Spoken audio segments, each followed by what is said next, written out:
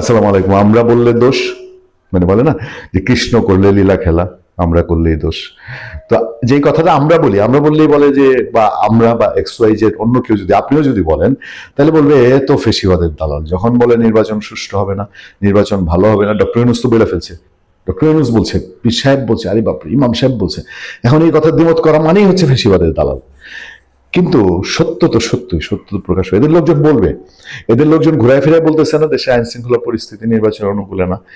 মোদিটা ছাইরা এসেই আপনার উপদেষ্টার চেয়ারটা ছাইরা এসে আসিফ মোহাম্মদ সজীব ভুঁইয়া হুট করে বলছে দেশে আইন শৃঙ্খলা পরিস্থিতি এমন, এই পরিস্থিতিতে নির্বাচন করার উপযোগী না।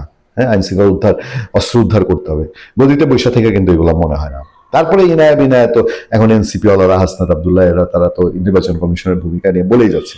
আসিফ মোহাম্মদ সজীব ভুঁইয়া এও বলছে যে দ্বৈত নাগরিক বিষয়ে আজকে নাকি নির্বাচন কমিশনের অগ্নি পরীক্ষার দিন।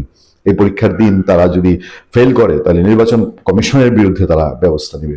এই সময় ওই যে বললাম, আমরা যে কথা বলি এই কথা এখন আসিফ সাহেব বলছেন, এখন তো সোনার ছেলে বলেছে, তাকে কি বলবে তারা? হ্যাঁ, সোনার ছেলে তো আপনার মানে সোনার ছেলেদের কথাবার্তা তো আর ফেলায় দেওয়ার না, তাই না? তো সোনার ছেলেদের সেই কথাবার্তার মধ্যে আমাদের সামনে একটি বাণী এসছে। আসন্ন নির্বাচনও বিগত 3টি নির্বাচনের দিকে ধাবিত হচ্ছে আসিফ মাহমুদ। আমি প্রতি মুহূর্তে যখন আমার আলোচনায় বলি যে আমি নির্বাচনে এবার ভোট দিতে আগ্রহী না, কারণ আমি যে কারণে 14তে দেই নাই, 18তে দেই নাই, 24-এ দেই নাই ভোট, সেই একই কারণগুলো এখন বিদ্যমান। এবং 18, 24, 14 নির্বাচনের আরেকটা নির্বাচন এই দেশে হতে যাচ্ছে। তখনই নানান কমেন্ট আসে, আপনি ফেসিবাদের দালাল, আওয়ামী লীগ ছাড়া আপনার নির্বাচন সহ্য হচ্ছে না। হ্যাঁ, আওয়ামী লীগ ছাড়া নির্বাচন সহ্য হচ্ছে না, আমি তো আওয়ামী লীগের লোক না। আওয়ামী লীগের সময় আমার যে জ্বালানো জ্বালাইছে আপনাদেরকে সেই জ্বালানো জ্বালায় নাই, আপনারা তখন ঘাপটি মেরেছিলেন। কিন্তু তারপরে আমি আওয়ামী লীগ সহ নির্বাচন চাই, দেশের ভালোর জন্য, মঙ্গল ভালোর জন্য। এবং বিএনপির লোকজন আরো ভালো জানে, যারা বিএনপি সত্যিকার ভালো চায় তারা আওয়ামী লীগ সহ বিএনপির ভোটটা চায়, যে ভবিষ্যতে বিএনপি রাজনৈতিক ভাবে উপকৃত হবে যদি আওয়ামী লীগ ছাড়া, আওয়ামী লীগ সহ ভোট হয়।